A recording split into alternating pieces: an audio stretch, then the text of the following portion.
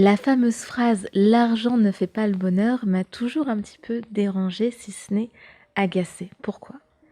J'ai eu la chance dans ma vie de passer par plusieurs stades financiers. C'est-à-dire que j'ai eu des périodes où ça se passait très bien pour moi, j'ai eu des périodes de galère absolue, j'aurai largement l'occasion de vous partager des anecdotes. Mais bon, j'ai fréquenté aussi des gens un petit peu de toutes les classes sociales, voire des gens très très aisés, puisque quand vous vous intéressez à l'occultisme, bon, les classes aisées ne sont jamais très loin. Mais alors, qu'est-ce qui me dérange vraiment dans cette phrase, c'est que je trouve que tout le paradoxe, toute l'ironie de cette phrase est qu'il faut avoir de l'argent pour pouvoir la prononcer. Il faut avoir de l'argent pour avoir conscience que l'argent ne rend pas heureux. Et le problème, c'est que vous ne pouvez pas dire à quelqu'un l'argent ne fait pas le bonheur, l'argent ne rend pas heureux, si cette personne, elle n'est pas arrivée à un stade de sa vie où tous les besoins primaires, ce qu'on appelle la pyramide de Maslow, ont été remplis, à savoir avoir un toit au-dessus de sa tête, bien manger, bien dormir. Si cette personne, elle croule sous les dettes, sous les factures, si cette personne, elle vit dans un cadre qui ne lui plaît pas, dans un cadre qui ne lui est pas agréable, si cette personne, elle n'a pas les moyens financiers de partir en vacances, de faire plaisir à ses enfants, vous ne pouvez pas lui dire l'argent ne fait pas le bonheur parce que cette personne, elle n'a pas encore atteint votre stade où vous avez suffisamment d'argent pour vous concentrer sur d'autres choses, sur des questionnements philosophiques ou autres. Donc je ne veux pas être dans cette condescendance du fait que voilà, moi j'ai atteint le bonheur, je ne pense pas qu'à l'argent. Non, si vous voulez faire de l'argent dans votre vie, faites votre argent. Je vous y encourage et peut-être qu'une fois que vous aurez les voitures que vous voulez, les vêtements que vous voulez, là, vous prendrez un petit peu de hauteur sur tout ça et vous commencerez à réfléchir sur ce qui est vraiment important. Mais chaque chose en son temps. Bonsoir à tous, ici Rémi, vous êtes sur la chaîne de podcast nocturne et on est toujours dans cette série qui va bientôt prendre fin, hélas, cette série sur la science du bien-être, donc cette synthèse de la formation de Laurie Santos, psychologue et professeure à l'université de Yale.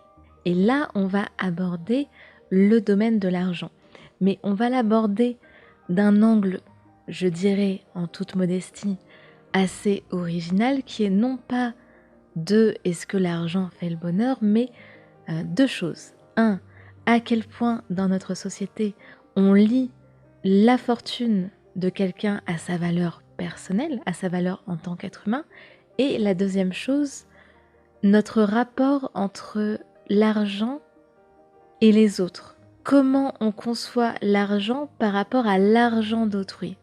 Donc ça, c'est un angle assez, je trouve, assez original.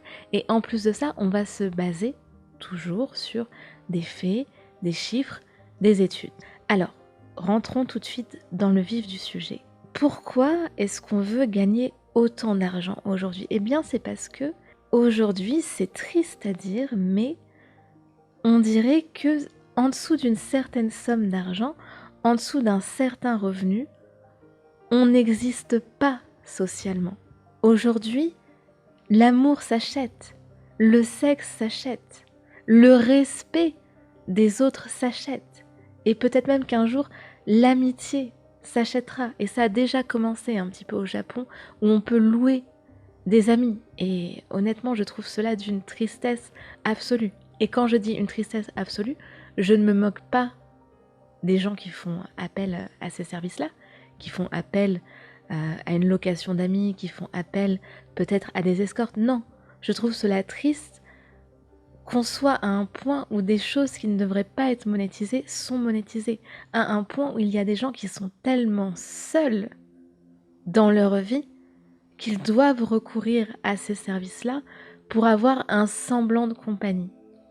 Je le répète, c'est d'une tristesse absolue. Et par rapport à l'évolution de la société sur notre rapport à l'argent, il y a une étude évoquée par Laurie Santos qui a été faite par The American Freshman Survey National Norm, donc en 2005, qui posait une question toute bête, qui posait une question aux gens. Qu'est-ce qui est le plus important dans votre vie? Et parmi les propositions, il y avait 2 propositions. Être très à l'aise financièrement ou développer une vie qui a du sens, avoir une vie qui a du sens.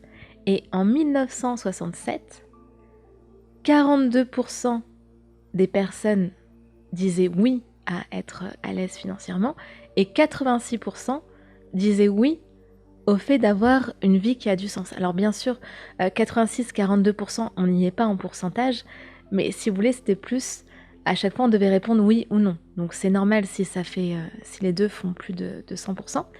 Et en 2005, donc on reposait la question, 71% des personnes disaient oui pour être à l'aise financièrement, contre 52% pour avoir une vie qui a du sens. Donc je répète, en 1967, c'était 86% pour avoir une vie qui a du sens, contre 52% en 2005, et 42% pour être à l'aise financièrement en 1967, et 71% en 2005. Il y a eu une inversion dans l'ordre des priorités. Alors bien sûr, pour ces personnes, les deux étaient importants. C'était important d'être à l'aise financièrement et d'avoir une vie qui a du sens. Sauf que avant, on mettait en priorité le fait d'avoir une vie qui a du sens. Et aujourd'hui, donc en 2005, on met d'abord en avant le fait d'être à l'aise financièrement. Et je ne suis pas étonnée parce qu'on va vraiment, encore une fois, dans le sens d'une société où si tu n'as pas d'argent, tu n'existes pas. Moi, j'ai constaté qu'il y a beaucoup de jeunes, de lycéens qui se chamaillent quand parfois je me balade dans la rue ou près d'un lycée. Je les entends souvent. Alors parfois c'est méchant, parfois c'est plus sur le ton de la taquinerie, de se traiter de clochard. Toi, espèce de clocharde, va. Ou moi, je ne suis pas une clocharde comme toi. Mais je fais partie de la génération 90. On n'utilisait pas les termes clochard et clocharde à ce point. On aurait dit plutôt bouffon, bouffonne. Bon, ça reste de la vulgarité, mais il y a vraiment, oh mon Dieu, il n'y a rien de pire que de ne pas avoir d'argent. Et même dans les programmes de télé-réalité, parce que la télé-réalité a beaucoup d'impact sur les jeunes, il y a souvent cette insulte, clochard, clocharde. Et Laurie Santos cite également le livre de David Myers. Alors David Myers, qui est-il? C'est un psychologue et professeur du Hope College dans le Michigan aux États-Unis, qui est l'auteur d'une presque une vingtaine de livres sur la psychologie, sur le bien-être, le bonheur. C'est un auteur qui est assez connu aux États-Unis, pas vraiment en France, qui a écrit un livre qui a vraiment été un succès, qui s'appelle The American Paradox, donc le paradoxe américain, l'appétit presque spirituel pour les biens matériels dans un âge, dans une ère d'abondance. Donc, ce qu'il considère comme paradoxe, c'est le fait qu'on en veuille toujours plus, alors que par rapport à nos grands-parents, nos arrière-grands-parents, nos besoins de base, c'est-à-dire bien manger, bien dormir, avoir un toit au-dessus de la tête, sont déjà comblés, pour la plupart, hein, bien sûr, pour la plupart. Et en parlant du lien de corrélation entre le niveau de satisfaction de sa vie et le niveau de revenu, il expliquait que, comme je vous l'ai dit, comparé aux grands-parents, aujourd'hui, les jeunes adultes, ils ont beaucoup plus de biens à leur disposition, mais paradoxalement, ils sont beaucoup moins heureux et ils ont de plus grands risques d'être déprimés, d'avoir des problèmes par rapport aux autres, donc des problèmes d'intégration sociale. Et un élément de réponse qui m'avait vraiment scotché à l'époque où j'avais suivi cette formation sur cette perception de la richesse par rapport aux autres, il y avait une étude, et je l'ai vraiment cherchée dans toute la formation parce que cette étude, elle m'avait scotché. C'est d'ailleurs pour cela que je poste le podcast encore une fois un peu en retard parce que j'ai mis du temps à trouver l'étude. Donc c'était une étude qui a été menée par les chercheurs Solnick et Hemenway pour l'université d'Harvard, et ils avaient mené cette étude sur un panel de 257 étudiants de l'université avec une question toute simple. Vous avez les deux options suivantes. Laquelle préférez-vous? Première option, vous gagnez 50 000 $ par an, mais les autres du groupe gagnent 25 000 $. Ou alors, vous gagnez 100 000 $ par an, mais les autres personnes du groupe gagnent 250 000 $.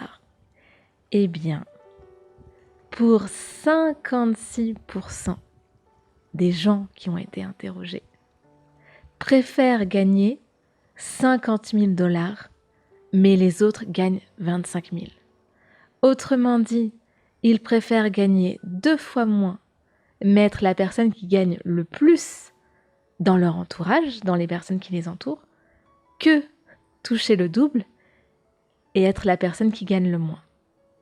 Est-ce que vous vous rendez compte de l'importance de l'ego dans notre volonté de gagner de l'argent, à un point où ce qui nous intéresse le plus, c'est d'être plus riche que les autres, quitte à gagner moins du moment qu'on a l'ascendant financier sur notre entourage proche. Eh bien, je vous laisse méditer là-dessus.